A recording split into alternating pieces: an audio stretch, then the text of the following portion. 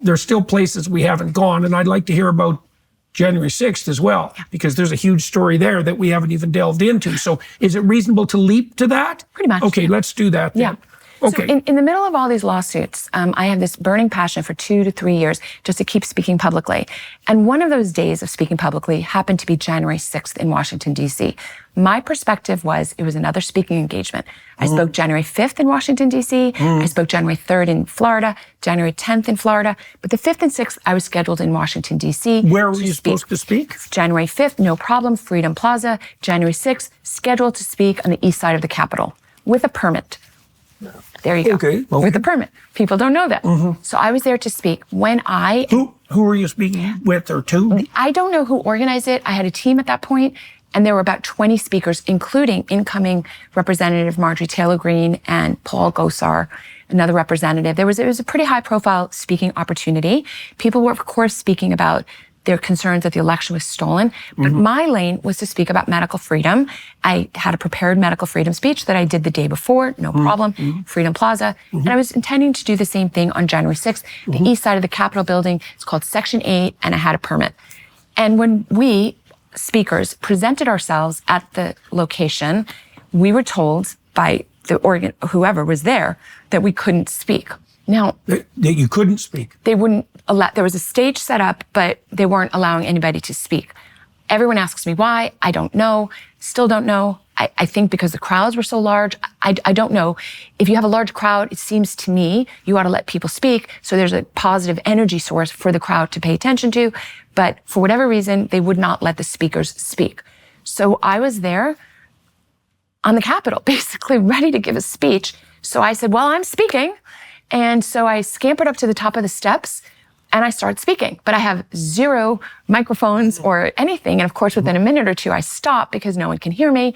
There's a lot of people and I'm standing at the top of the Capitol steps and people are pouring in by the second because Trump had finished speaking and everyone was walking over. And I'm telling you, every minute had another 1,000 people showing up there because that was the time Trump had stopped. And so I'm just standing there and I'm kind of smushed against the wall. And all of a sudden, the doors opened from the inside. And I was swept into the building. This is all on video. I can't imagine what they would say about me if there was no video. Because you can actually see on the video that I kind of tumble and I almost fall into the building because there's a surge behind me. And I find myself in the Capitol. And it's hard to remember what life was like before J6.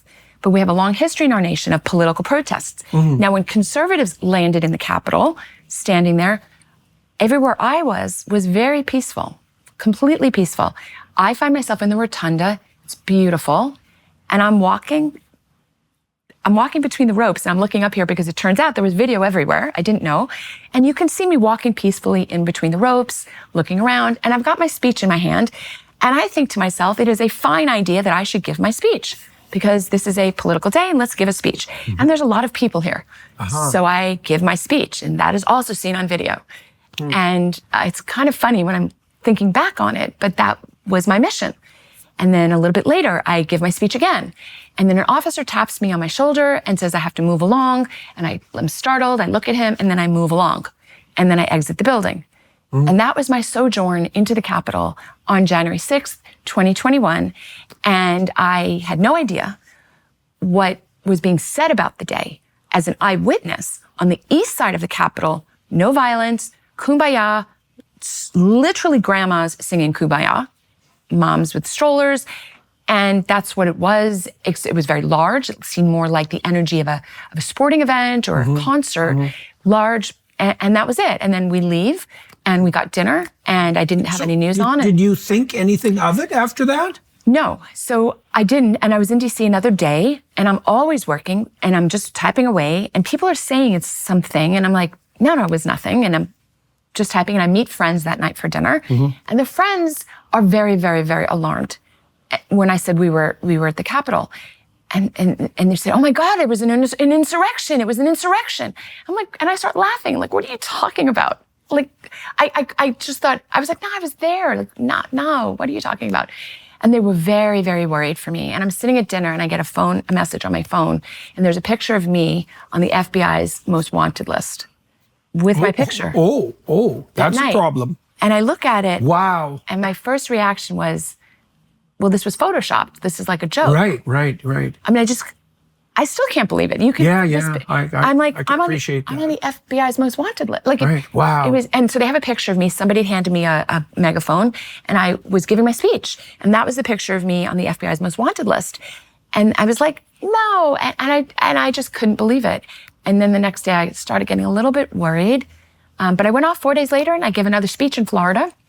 And I went back years later, and I watched that speech, and I never even mentioned January 6th, just to give you perspective that I didn't think. And then 12 days later, I'm in my apartment working, and the most horrific, loudest, I can't do it justice, scream banging on the door, FBI, FBI, FBI, wow. So loud that I immediately thought, well, it can't possibly be the FBI because this must be a Colombia cartel coming to murder me. Of course, this couldn't be the FBI. Like, I remember thinking, couldn't possibly be the FBI. Like, they would have called me. Like, and they're screaming, and I'm looking at the person I'm working with. I'm like, is that real? And he says, no, that's not real. I mean, it just couldn't process it. About 30, 40 seconds go by, and I stand up, and I turn to kind of come, and they break the door down with a battering ram. This is at your home? Yep, 2-bedroom apartment, and battering ram, 20 guys in tactical gear, bulletproof vests, and tactical gear, huge weapons pointed at me, the laser sight beams, as close as I am to you. And I'm looking, I'm like, that's weird. And you asked me if I panic. And I remember thinking, oh. And I got really calm. And as soon as I realized that, before that, he had said to me, turn around, like screaming. And I was disoriented. And I took a step forward. Oh, yeah. And I thought later, he definitely could have been justifiable homicide. I looked like I was, and then I saw the sight beams. I'm like, and I got really calm, and I was fine. And I put this, and they are coming to arrest me. So the emergency room training came in handy then. Oh, and you know what else kicked in about the ER? So they're taking us off in handcuffs and shackles. It was crazy. And I said, I was very calm. I said, hey, you took my phone, you took computers, you took everything. Could I take some cash with me? Because at some point you're going to release me and I'm going to need a way home. Yeah. Nope, can't do that. I'm like, okay. I say that not incidentally. So they whisk us off. We go to jail, perp walk in front of the neighbors, handcuffs, shackles. Yeah. So that's the point of the theater. Yeah, the theater is, I think the whole thing was to intimidate and scare me and others. Did it work? It backfires. Is what it does. Oh, at the time, yes, but now I don't think there's anything I'm afraid of now. I mean, if you had said to me beforehand, would you be afraid of being in prison? Would you be afraid of being in isolation? What is worse? What is worse than that? And now I'm like, I don't like it. It's unpleasant, but okay. Like, you can't scare me with it. Like, you could probably still scare you with that. You can't scare me with that. Like, it's terrible, granted, but okay. So no, it totally backfires on people like me. I mean, it's literally it's a foolish move. If you're trying to silence people like me, it's just backfires. Now, they don't know ahead of time who's strong and who's not strong. But handcuffed, shackled, walking right good in front of the neighbors, doors, broken. I happen to have had a gun in the house. They asked me where it was. I told them where it was. We get taken off, et cetera, all this stuff. I mentioned just 2 small things because they're trying to be as dehumanizing as possible. One is when they release me, I go from being like this hardened criminal to being released in a matter of 1 minute, basically. The judge is like, you can be released. And then they have shackles off and they literally kick me out on the street, downtown Los Angeles. I have no shoes because they didn't let me take shoes. And I said, how am I going to get home? And the officer says, you should have thought of that. And I just got so snippy. I said, I am an ER doctor. I know exactly what it's like to show up somewhere unprepared, and I wasn't going to, and I wanted to bring money. You didn't let me. How am I going to get home? I had no way. I had no phone. No way. It was insane. Wow. So I'm just sharing that it's done to break you. And the other thing that they did that was very effective, they took all of our computers and phones. Yeah. And so my piece of advice for anyone listening is have backups and not to worry too much about what you're writing, assuming you're doing lawful activities, just have lots of backups everywhere. Right.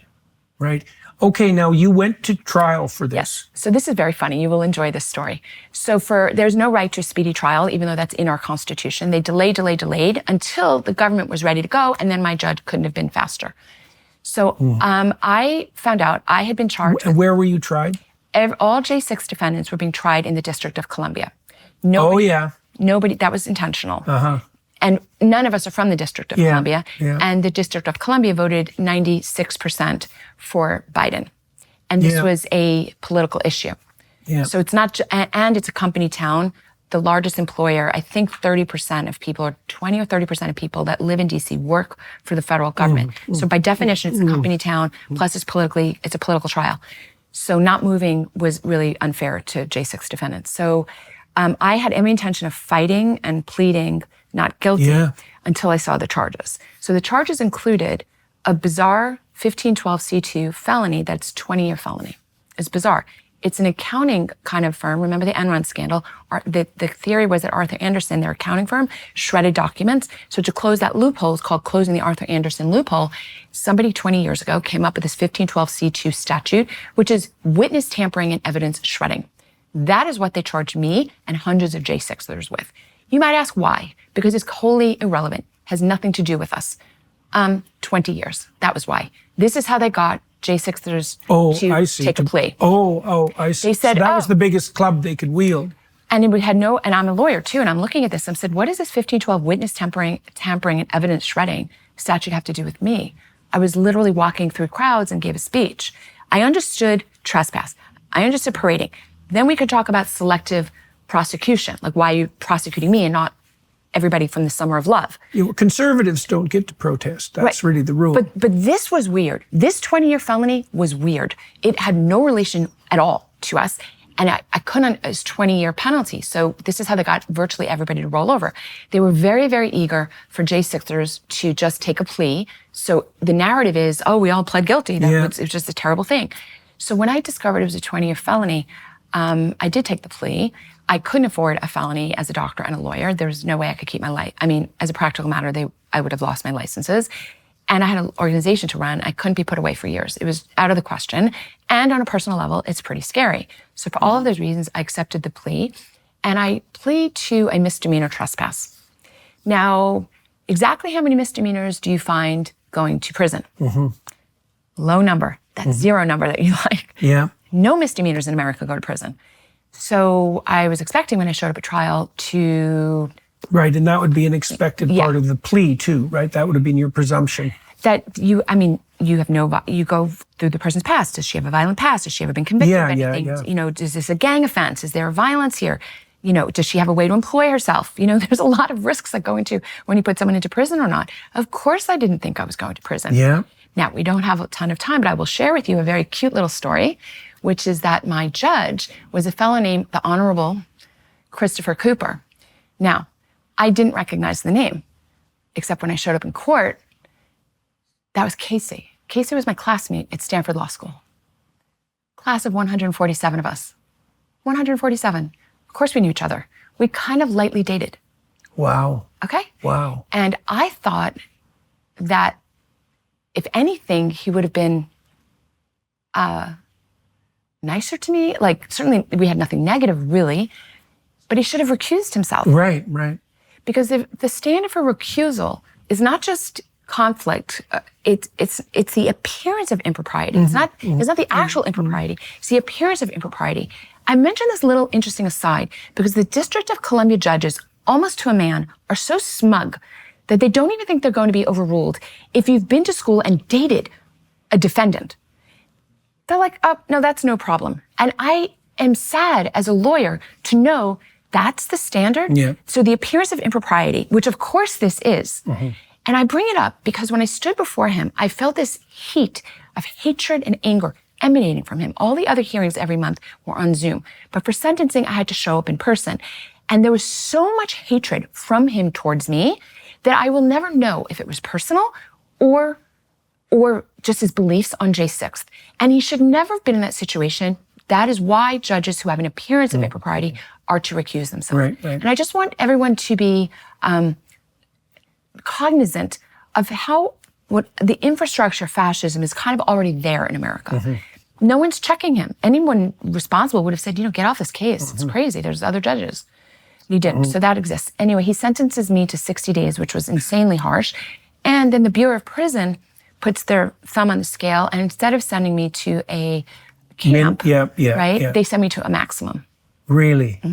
Yeah. So you ask me. So you got 60 days in prison for a misdemeanor. Yeah. Despite your record. Right. Yeah, well, everybody who's watching and listening should pay careful attention to that.